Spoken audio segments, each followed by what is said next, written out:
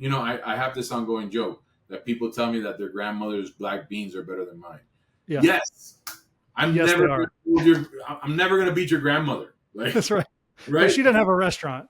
She doesn't have a restaurant, right? So if your grandma has a restaurant, let me know. I'll talk to her about her Yeah. black beans because I like to And learn how she does it every day consistently, right? all right, welcome back to Exploring Growth. Picking back up on our Central Florida CEO series. Today, I have the pleasure of speaking with Thomas Ward, owner CEO of Pigzza, Pig Floyd's here in Orlando, Florida. Two beloved restaurants here locally that bring a super unique and delicious take on simple foods. I'm excited to chat about all the things he's been up to and where he's going to take his business in the future. So, welcome to the show, Thomas. Thank you for having me. I appreciate it. Yeah. So this has been great. I've had several people say that I should have you on, and then I think Hernan I met, who was a previous guest, and he's like, "Oh, I know Thomas. I'll have him come on." So this is great. Yeah, it's I've owned the restaurant for 10 years, and I've been around, so I've met a lot of great people that refer me to other great people like yourself.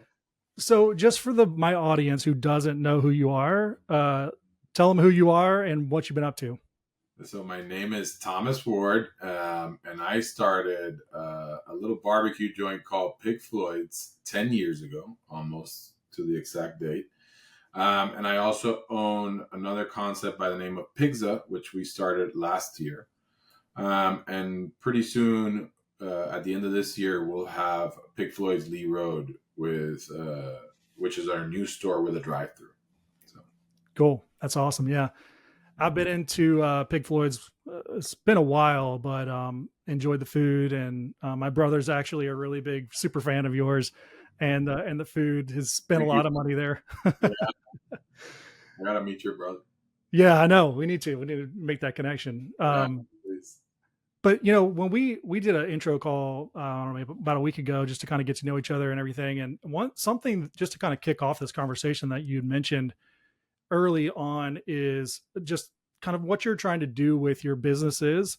And you mentioned this idea of a traveling circus.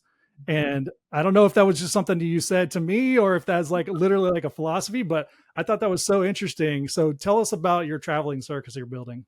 Well, the thing is, in the restaurant business, you have to grow or die, right? And the growth pattern that you could take is basically in different ways, right? You can grow your concept, one concept, and just multiply stores and get it to a point where it's just obviously something interesting to some other company. Like, for example, let's take the Darden World latest transaction, which is Chewy's. Okay. They bought 100 restaurants for $605 million. So there's some value there, right? Wow. Yeah. And so I was originally doing that project and just going to try to open 50 Pig Floyds. But, this little thing called the pandemic happened. Mm-hmm. And I think we had to shift in the way that we were deciding to do concepts. And for me, one of the biggest issues that we had with barbecue is the frequency factor. Frequency in a barbecue joint is a lot less than what you would say Italian, coffee, breakfast, all these other different, let's say, genres in the restaurant business. So I wanted to get into the more frequency business because barbecue is a little tough, right? It's a higher product cost. And people kind of eat it less because it's a heavier food. So I was looking for opportunities of where I can increase frequency. Pizza is one of them, so I started with pizza. Pigzza is a concept that we started a year ago. I have a concept for breakfast that's called Peggy Floyd's Bruncheonette, and that's something that I'll look for a home soon. I have Pig Floyd's, the regular Pig Floyd's, which is at Mills. That is going to move towards a higher end Pig Floyd's where we do higher end meats and stuff like that and other fun stuff. And then the Lee Road one would be our drive-through model that we would like to do as a satellite to wherever we put the store. And then I want a dessert shop and a Mexican joint. All in all, what I want to do is I want to create 5 to 6 different concepts that we can build in different cities. And for us, it's easier to manage these 6 concepts with one person Mm-hmm. than to manage it with, opening 50 Pig Floyds in different cities and having people run all over the states so that we can run this operation. So we're just being more intelligent in the way that we make the Yeah. investment in opening up restaurants and trying to figure out how we get into other cities. It's a super unique concept, and that piece that I hadn't known about that, where you have one person kind of running them all. That brings it all together for me, because if you have a barbecue restaurant that does really well and you start putting them in other cities, then eventually you're going to have 2 or 3 in a sort of district or region that one person may oversee, right? So that makes sense. But I like I like this concept also, or maybe even better, because you're diversified. Like you're talking about frequency of customer. um, you know who knows what's going to happen. And COVID hit all restaurants, but there's something that might come down the pike for barbecue, and there's some kind of thing that just wipes out barbecue, but then you still have all these other concepts that are still alive. Yeah, I think diversity in the restaurant industry is a big one, right? Mm-hmm. You have professional companies like McDonald's, Chick-fil-A, all these companies, they close restaurants. Like, there's restaurants that definitely they opened that didn't work. So Yeah. it's not a new thing, but all these companies have real estate issues, they have operational issues and all that. So I just wanted to create a little diversity because I'm a small company, Yeah. and I want to rest assured that, yeah, like you said, if tomorrow the U.S. decides that meat is bad for you, Yep. then we have something to shift towards to, right? So I think that's very important that you protect yourself in that sense. Yeah. And when we were talking about this before, I thought it was cool too that each of these concepts can play off one another. So, and I'm not sure, I haven't been to Pigzza yet, but I'm assuming you're using your barbecue from Pig Floyd's over on pizza. So Yeah, you can maybe expand on brisket, that for a right? minute. Like right now, I'm doing pork char suey for the Lee Road store that I'm developing the recipe. And yesterday, I brought it over to Pigzza, and one of my staff members decided to do a pasta with it, and it was outrageously delicious. So, That's awesome. we could use that meat in something else that we do at Pigzza. Or, with the dessert shop, we can have the dessert shop making the desserts for all the restaurants. Mm-hmm. Which, at the end of the day, you open a dessert shop and imagine you're already giving it all these sales Mm-hmm. to produce for all your other restaurants. I think there's synergy in that, and I've For been sure. trying to look for the synergy to make sure that everything works together, right? So you mentioned Italian and breakfast and kind of all these different genres. Break that down for me. Like, how do you think about it? Because I know you have a vision for how that all would come together. How do you think about it to be sustainable and diversified and profitable? Are you thinking about specific verticals or specific genres? Well, like for example, I've looked at acquiring a coffee company, right? Mhm. I can take the coffee company, build the breakfast joints with the coffee company, and then use both brands and develop both brands, right? Mhm. I could have Peggy Floyd's Bruncheonette that carries Yay Coffee, right? So it just works together with all of them, right? Mhm. And that's the whole thing. Like, how do we make this brand grow with this other brand? Right now I'm developing a key lime pie. It might be named as something that would go in the brand that we're trying to do, Sugar Papi and Sugar Mommy, for desserts, right? So I mean, it just goes all together, and it makes it effective for all of us. So, do you think about expansion or getting into a different vertical by kind of your taste and what you kind of naturally want to get into, or are you looking at it more financially? How do you look at it? You have to look at it at both. I mean, again, building a restaurant nowadays is so expensive. Okay.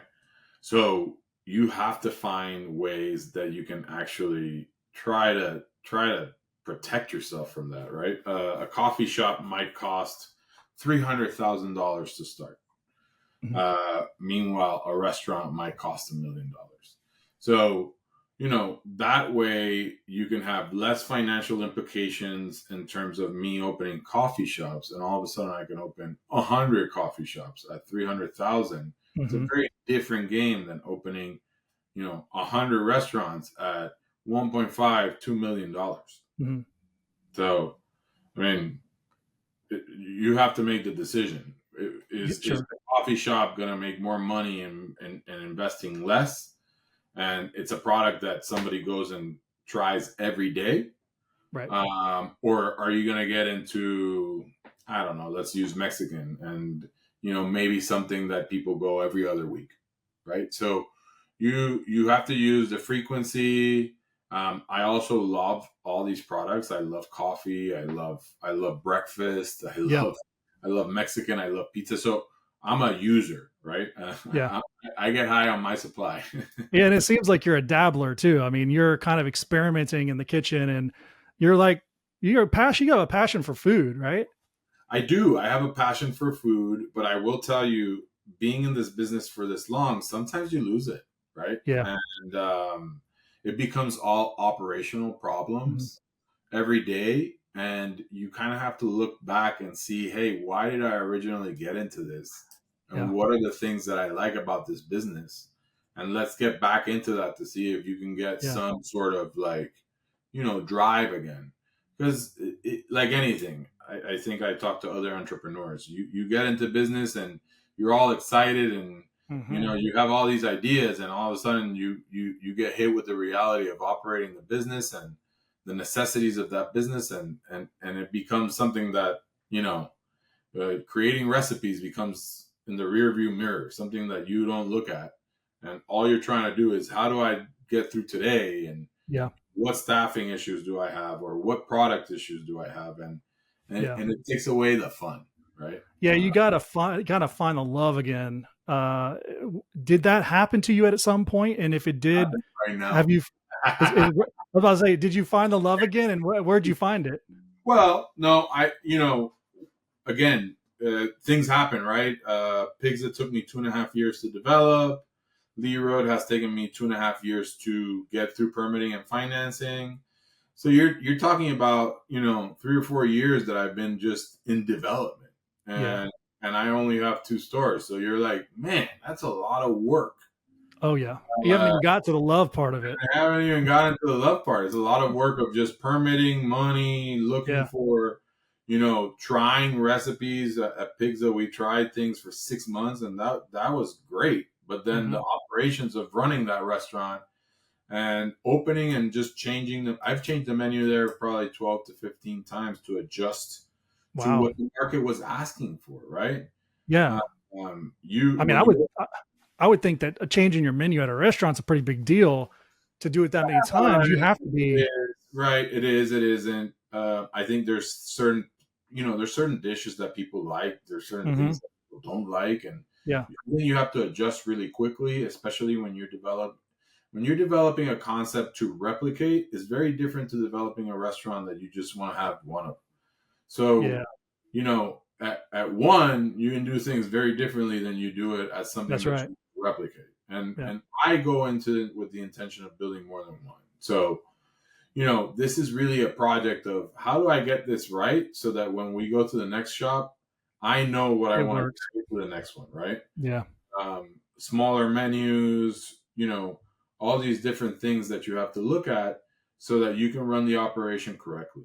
I Right. think and I go back to this key lime pie that I'm doing. I've been doing this key lime pie testing, right? So I can put Mhm. it in one of the stores.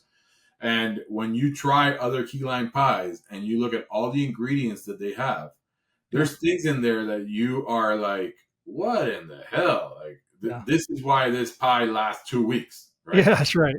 And I don't think people care about that because all Yeah. they want is a key lime pie that they can have in the refrigerator. But Yeah. when we build it at the restaurant level, we don't have these additives that Right. make this pie survive 2 weeks. So That's this right. pie needs to be made fresh daily.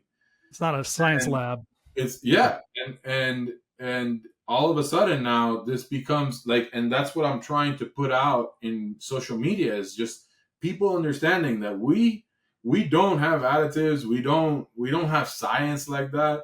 Yeah. We have to cook fresh every day. Yeah. So there's more to this than just making pies, and you make 100 pies today and stick them in the cooler, and hopefully they'll sell in 2 weeks. Yeah. So That's, side conversation talking about key lime pies. I've been following that on your stories. It's been great. And I want to come back to that talking about social media later, but just in your research, did you put Kermit's in there from they're down in the Keys, but they manufacture in DeLand. oh no, I didn't know that. But again, Kermit's is pretty popular. So it's a they really say, great product, right? yeah. But when we go down the list of reading ingredients, Mm-hmm. I mean, you How do have you replicate it?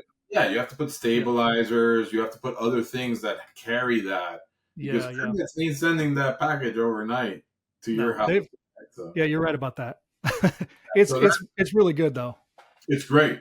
right? But then it's how do I relate it? Somebody yesterday offered me like, hey, why don't we put your barbecue sauce in stores?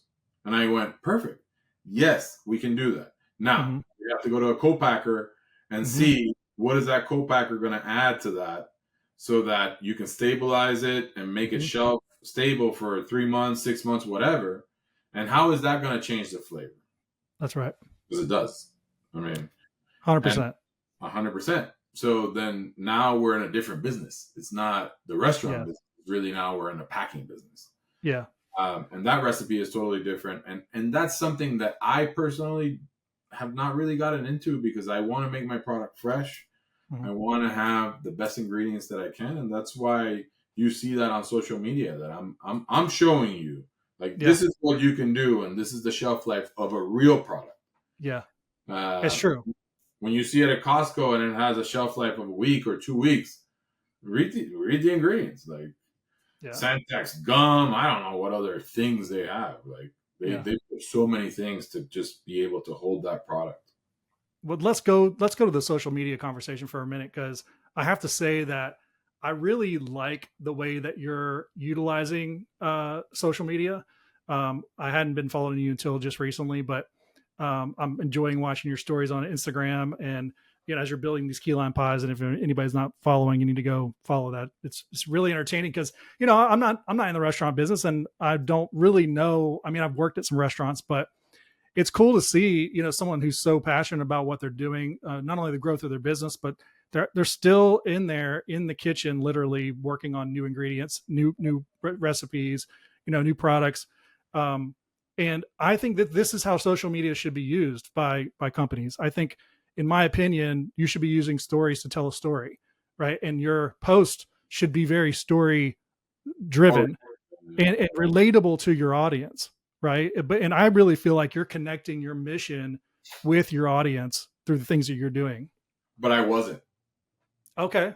Right? So I wasn't. I was telling actually my dad the other day that I just think life after COVID now is so fast, Mm-hmm. and there is so much.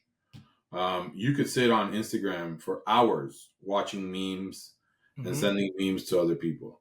So imagine, how do I captivate your attention Mm-hmm. when you have whatever you follow, 300, 500 people that are trying to catch your attention just like I am. And they might be catching your attention because they did something stupid or funny, right? Yeah. So, I was having kind of a challenge with that, because I was like, man, social media is just right now so saturated. How do we captivate people's attention? And what I decided, and this is just me doing it out of like randomly, and viewing of what's going on, I said, Mm-hmm. hey, let's go back to where we originally, when I had a food truck, because I had a food truck back in 2011, Okay. right? We were very, very out there with whatever we were putting. Like, I would put that today I'm going on a diet on Twitter, right? And people would be coming to the truck and telling me, how's your diet going? Yeah. Or, what are you doing? Or this or that. Like, Yeah. so that's how I really started on social media. And that's how social media really was. Like, we used to put on Twitter, hey, we're going to be here with the food truck. Come by, visit us today, because we have this special going on and all that. that's how it was. Now it's like, I don't know. You better put your whole story every day, Yes. and you know, they want to talk about every menu item every day because like we got to captivate your attention somehow. Well, And it's what I see you doing that I think is working. And we could talk about conversion to actual money and dollars, but I think what's working is you're being real, and it's very much in line with the brand. You're sharing your story, your thoughts, your opinions. I saw some of your I guess they were reels or posts where you're looking at negative reviews and telling oh, people, you know, hey, I appreciate that you had this problem, and come on in and I'll fix it. I think that's where we're at. Like, people want, with all the onset of AI and everything that's happening, people still want humans to be human. They want that authentic connection and genuineness. And I think what it does for restaurants and for other businesses is it actually, it allows you to be kind of go beyond taste and price, and it presents it in a more personal way that allows the viewer, the user, to sort of make it their restaurant too, right? So that's how I feel. Like, I could not have ever gone there, but I'm following the key lime pie series, and I'm getting to know you, right? I'm getting connected to you, the owner, and how you're running things, how you talk to people, off camera or whatever. And so I feel like this is already kind of my restaurant too. So when I go there, I already know the restaurant. I think the biggest thing is that we have walked away from community, right? Yes. And we have walked away from it just to appear cool. That's just strictly my opinion. Mm-hmm. And people want to see the real man. Like, we put a party every day. Every day we are basically putting on a party Yeah. for the guests that are coming into the restaurant. So Yeah. imagine going through that operationally and at the same time having to put everything on social media so that Mm-hmm. people know what we're doing. Mm-hmm. It's tough. So at one point, after the pandemic, I had to make a decision. Do I operate my business or do I live on the internet? Right. And that was a tough choice. And at that point, I decided to operate the business, get Pigzza started and all that. Mm-hmm. And now looking back and trying to be like more intelligent and more strategic with what we do and time wise, I said, hey, everything. One of the things that I'm going to tell you that I criticize about my growth is that when you get to growing, everything takes a lot longer, Mm-hmm. right? And so every program that we had to do online and, we want to do this marketing strategy on Instagram, it took weeks. And I was just losing my patience. And I was like, man, why can't I just grab my camera and just Mm-hmm. start blabbering what I'm doing? Like, who cares? Like, we're not buttoned up. Mm-hmm. This is what we're really doing. This is the reality of what we're doing in terms Yeah. of production. How do we replicate it? It has to be perfect. I have to think about all these different things, Mm-hmm. all these different people's opinion.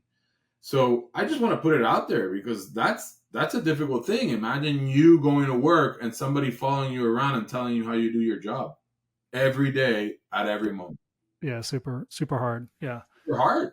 Yeah. Like, you can't do your job properly if somebody's just staring at you going, "Hey man, I think you really did this pasta specifically really bad. Yeah. Great.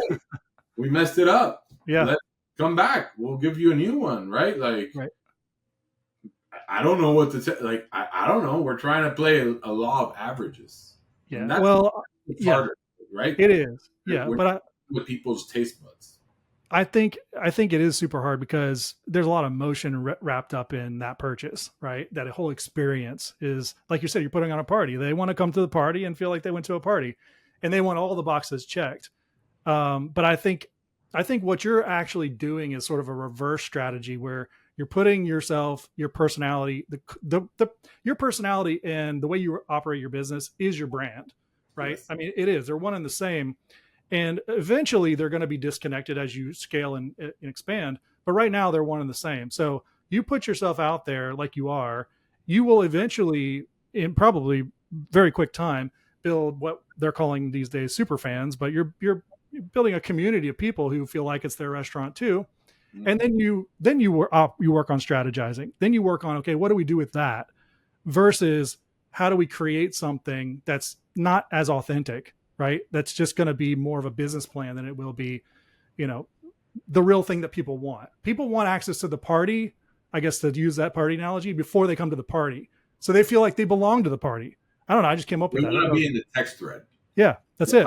planification of the The party. group text. Yeah. They want to be in the group text. This is the Yep. party that's going on. This is what we're doing. I want to find Yeah. out everything, right?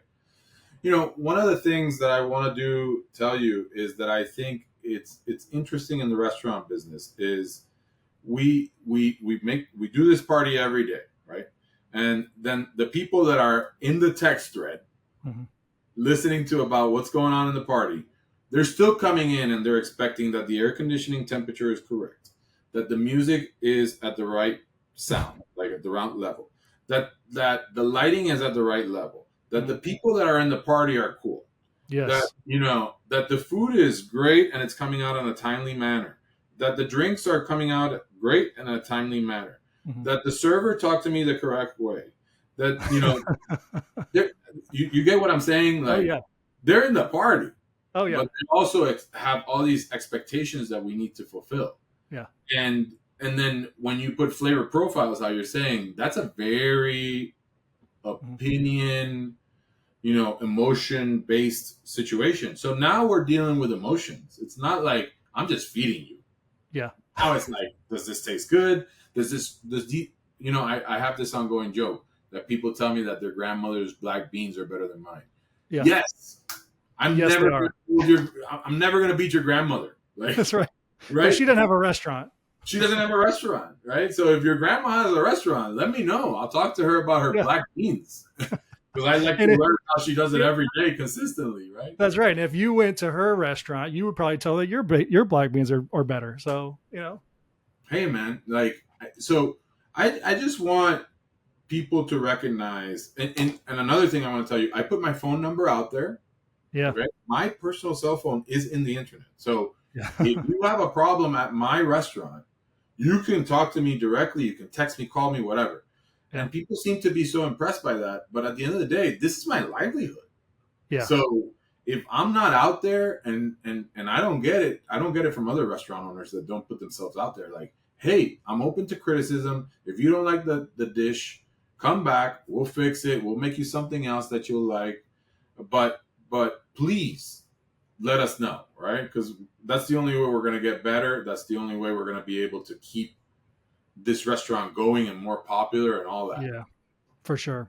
So going back to losing the love and getting the love back, was it love that got you into this? Like, why did you decide to get into the restaurant business? Necessity. Okay. Necessity. I got, so I tell the story. My dad disagrees with me, but my dad fired me from the supermarket business in 2010. I had the push to buy this new supermarket that I wanted, and he didn't want to buy the supermarket. And, we got into this father and son situation, and he decided to fire me. Great, no problem. So I came back. We're from Puerto Rico, so I came back to the States, and that was 2010, which at that moment, that economy was not great. Yeah, it was crap. And I interviewed with several different companies. That all these companies, like I interviewed with Publix brought out this questionnaire of things, and he asked me all these questions, and then I answered all these questions correctly because the way that we do business in Puerto Rico is much more complicated than computer ordering, how they do it here. Mm-hmm. And he said that I can hire you as a bagger because we hire from within. And I was like, man, this is not going the way that I want it to go. So at that point, I made a decision. Hey, I don't want to work for somebody else. I'm going to try to figure out what business I can get into that requires low capital and that I have some sort of asset that if this doesn't go right, I could sell and get some of the money back. And that at that point, food trucks weren't very popular in Orlando. They were popular in other areas. I mean, food trucks have been around forever, but just the way that they've been doing it now, where it's events where 10 different food trucks show up, that wasn't really happening in Orlando. So I decided, hey, let me open a burger and grilled cheese truck. And, it's something that I have the truck. So there's value there. And who can't cook a burger and some grilled cheese? Like, it shouldn't be this difficult. Right. I was so wrong, I man. was Like, about to say. I was so wrong. Yeah.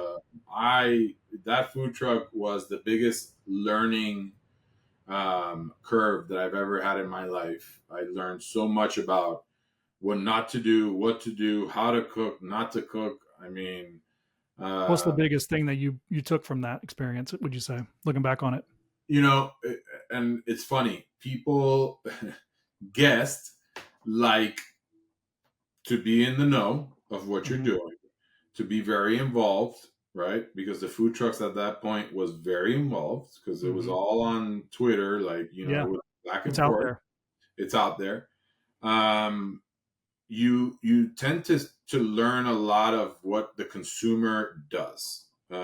One of the things that I always said is that consumer, like, when they go to a restaurant, they like tight quarters, low roofs, like they just like that sense of community. Yeah. And I've learned that they don't mind if they have to wait in line, right? As long as there's a line. Yeah. Uh, That's right. when we first started with the treehouse truck, we did this burger in between two Krispy Kreme donuts, and we had a line out the door for an hour. Yeah. And then when we started Pick Floyd's, I remember that we had a line out the door, and everybody was like, "What are we gonna do?" They really nervous about it because there was a Hmm. line out the door. And I was like, "We're gonna take the line, and we're just gonna go one by one." That's right. And the line was really what pushed our business, to be honest with you. People looking at that line as they pass by, they're Hmm. like, "Oh, that restaurant's popular." So that's something that came from the food truck world because we had these lines, out, Demand. yeah, and demand and all that, and obviously as the event started getting bigger, the lines started going down. Yeah. But it was just a very interesting way of looking. I call it micro consumerism, right? Hmm. Because you see it in micro way, and then all of a sudden, when you look at it in a macro way, Hmm. it's so different. Because For then, sure. when you add volume and when you add different tendencies, then Hmm. it skews that. When you So, guys opened up, did you open up 5 days a week right out of the gate, or 7 days a week? for the food truck, No, for Pick Floyd's. yes, I was known for opening every day of the year. Okay. If I could open on Christmas, I would too. Yeah. Like, but that changed after COVID, unfortunately. Yeah. And we close now. All our stores we close on Mondays Gotcha. just to give people a break. So, what's an average day look like for you? Like, what does your day look like when you're operating these three companies, three businesses, and looking to expand? I've been lucky that I have great staff, and I have great managers that they do take care of their stores. Hmm. So I was really focused on just the growth pattern, but I got out of operations a little bit too much, and I decided, I want to say last year, that I was going to get back into operations and to being a manager at the store level. And I think that's been the best decision that I've made because sometimes you get a little disconnected from your business. Hmm. You don't know what's going on in a day to day. And in the restaurant business, I think it's very important that you're involved in the day to day business and get to know who's working with you, Hmm. who your staff is, and what are the things that they're doing at the restaurants. Yeah. So I'm back into the day-to-day operations now. For example, at Pigzza, I close the store, or I'm the closing manager 4 days a week. And then now I'm getting more involved with Pick Floyd's again because we have to do all this recipe work for the new concept that we're doing because it's a drive-through model. Oh, So gotcha. Yeah. Yeah. So you're very hands-on operationally. Then sounds like. sometimes Um, too hands-on. yeah. Well, I mean, it sounds like you went the other way and had to come back. So, I mean, there's probably a balance there you're trying to achieve, right? I wasn't too far away because I came to work every day. So they Yeah. saw me every day. Okay. There's some restaurant owners that, are absentee owners. They can run it from somewhere else. But Yeah. I'm a guy that likes to be here every day. I Hmm. mean, and they see me every day, or I barely go on vacation. So Yeah. I'm really in it. Yeah. Yeah. Yeah.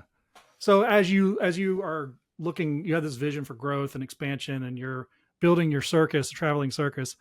How do you include staff and key employees in your growth plan? That's an interesting question because right now we're kind of in the middle of like, should I do employee stock, right? Yeah. I've been discussing it to see. But in the restaurant business, I feel that there's not a lot of people that are lifers. I call them lifers, or people that want to stay in the restaurant industry. Hmm.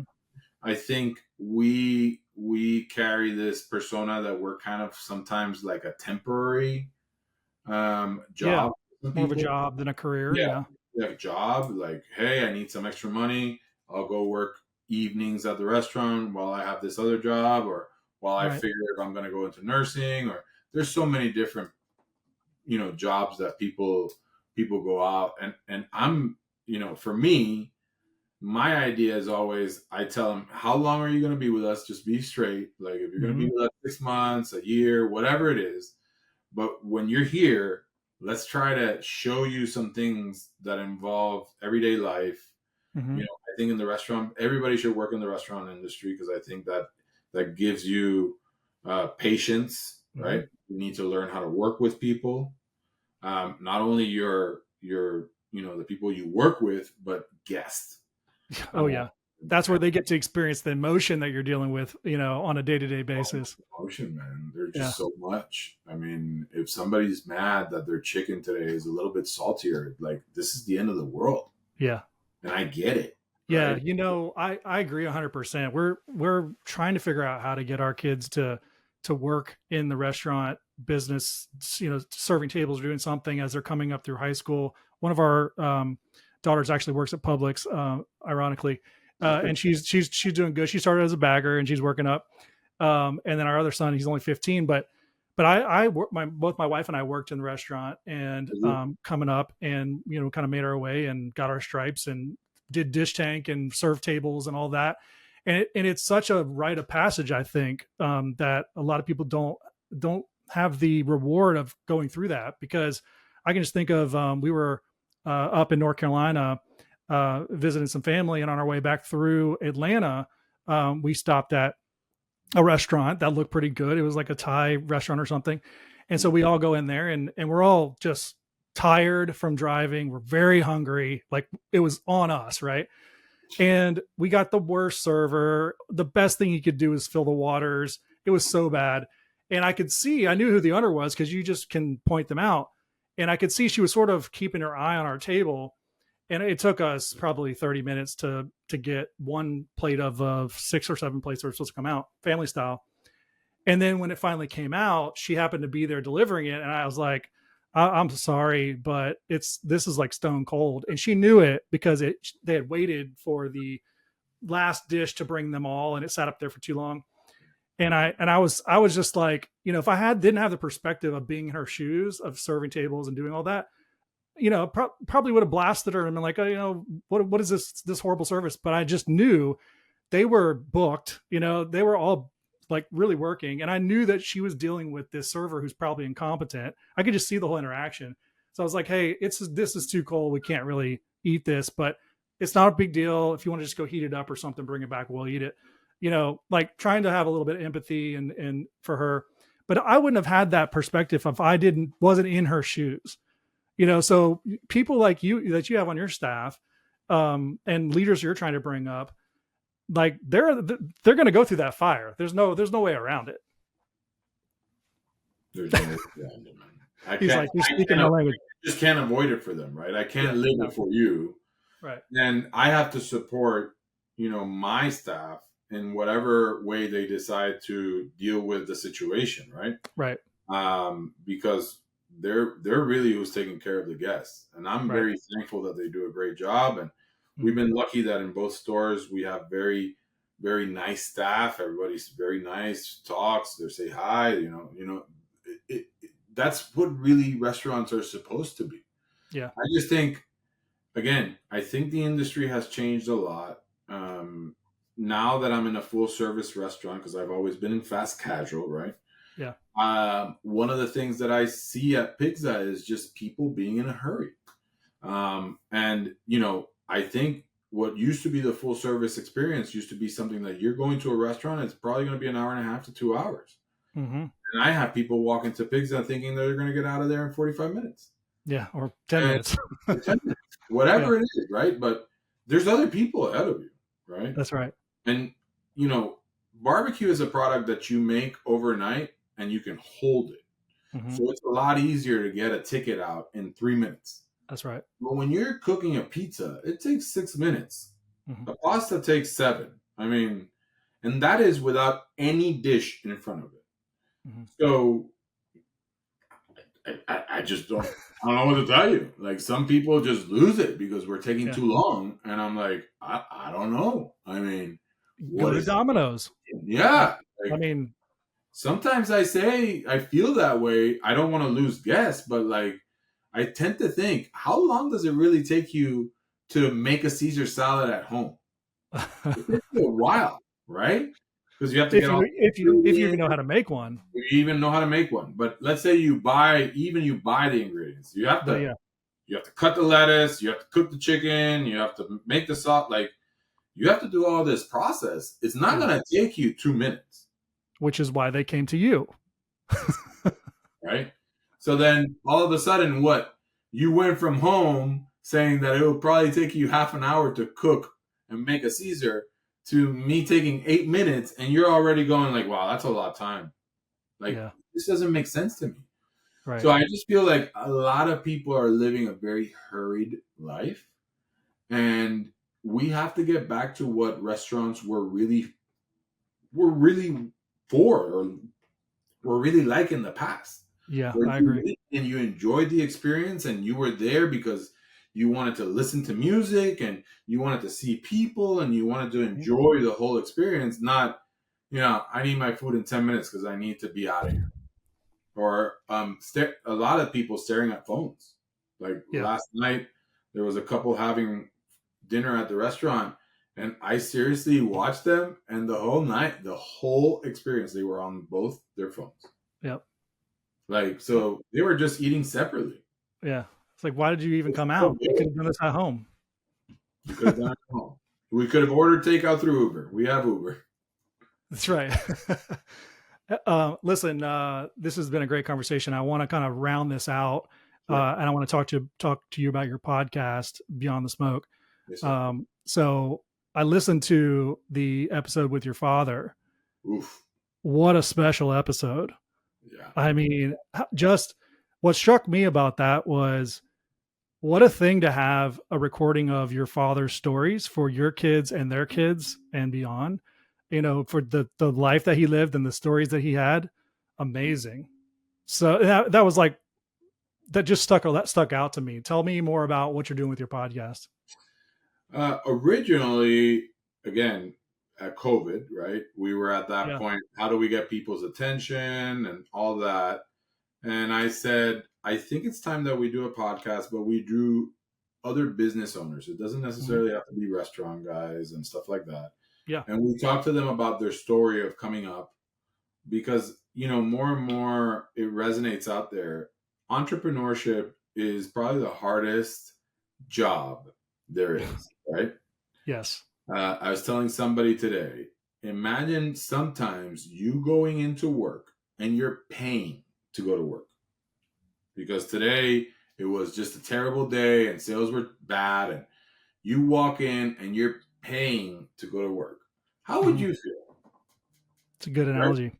Yeah, because that's really what you're doing. You're going into work. I'm not making money for sure today. Like, you already know. Yeah. And I'm really just here paying to work. It is, and then you've worked for many years and you've put all your blood, sweat, and tears, and you have all this responsibility, and somebody comes and tells you that your pasta doesn't taste good. You're like, okay, like, that's where you start losing that love for it, right? Yes. And anyway, so I decided that I was going to go out there, and not only was I doing this for myself to figure, hey, some of the difficulties that I'm going through in expanding my business is some of the normal things that other people have gone through with their businesses, right? Mhm. John Morgan's of the world, listening to that story, or even the mayor in the city of Orlando, like, or Michael Jordan's son, Marcus, right? All Mhm. these different people have all these different perspectives of life, Yeah. and it's great to listen to their story. I sometimes I laugh because people tell me, oh, you guys talk about all the negative, but there's just a lot of negative coming up, right? Yeah. You don't have a lot of celebrations because by No. the time that you're celebrating, something else is going on. That's right. Yeah, Right. it's hard to celebrate something even when you legitimately have something to celebrate. Right. The other day, my dad's like, "Oh, you closed your financing at Lee Road. It took you 2.5 years. You should celebrate." And I'm like, "I ain't celebrating right now, man. I just need to get the store open, right? Yeah. That's when we celebrate, when we get this cash flowing, because Yeah. we've just been spending money for 2.5 years." Yeah. So, you know, I just wanted to bring that out there, and also that episode with my dad was probably the hardest one because Yeah. he's the only person that asked me for all the questions ahead of time. Mm. Okay. And then, obviously things got the way that they got there, Mhm. and he just said the truth. There's nothing that, Yeah. I don't believe in is um the way that he raised me. I was raised in a very privileged lifestyle. Mhm. And if he didn't do the things that he did as a father to be able to teach me the realities of life and how difficult it is to come up, because he's a Mhm. self-made guy, I don't know. I think I would be a very different human, and I probably wouldn't be a very nice one, because I That's the grew way up with that goes. money. I grew up with money, Yeah. and it was easy. Yeah.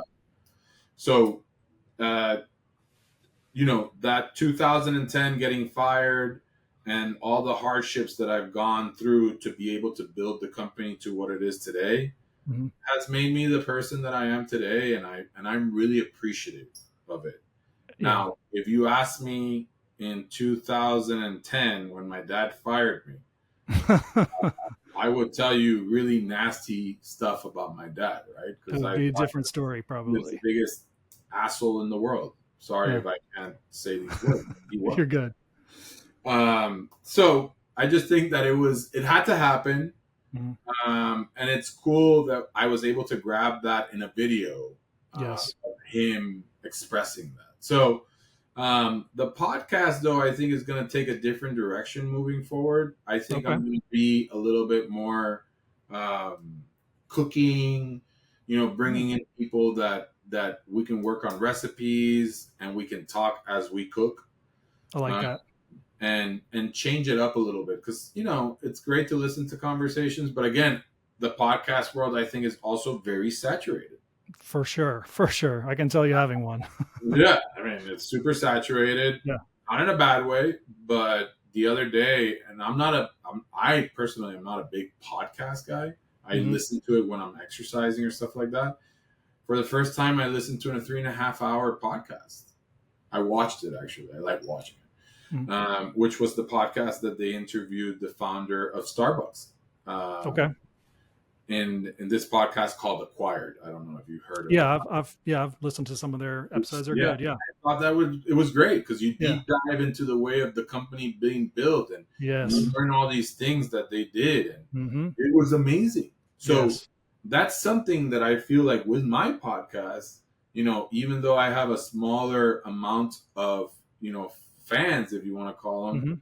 we can get that story out there and people can Yes. know that there is a story behind building this business. It's Oh, not yeah. as just straightforward of opening the door and just, it's great, right? Yes. And the connections, again, I think more in terms of strategy, the connections from that are never ending. I mean, because it reaches so many different types of people in different ways.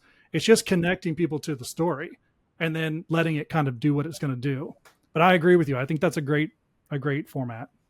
Yeah, I mean, I think people need to understand too that marketing is very costly. Uh, Hmm. and as small businesses, especially now with all the expenses that we had, I just left a meeting for an hour about my insurance, Hmm. which is outrageous right now, right? And you're thinking about it and you're going, man, my insurance went up from $1,500 to $3,500 a month in For one. every store. Okay, Okay. Yeah. both store. No, no, no, not together. Each store is Oof. $3,500 a month. So how do I take that extra $2,000 that I'm spending in insurance every month? Where do I take it out of? So Yeah. I Where have does to it come cut. from? I have to cut it somewhere, right? Hmm. And usually marketing is the first thing that you cut because you're Yes. like, I If can't see a return on my investment on this if one. it's not doing anything for you, yeah. So, cut it out. And so Hmm. you have to be very strategic in what's the next step to be able to get people to resonate with the story. And I think the podcast does that. I think the stories every day of, right now, what I'm trying to do is a recipe a week, right? I like Uh, it. so I'm trying to figure out a recipe. Sometimes it won't be done. Yeah. Sometimes there's some things that need to be finished, Yeah. but at least you get to the base and people understand, like, Yeah. there'll be a follow through with a story. Yes. Yes. Yes.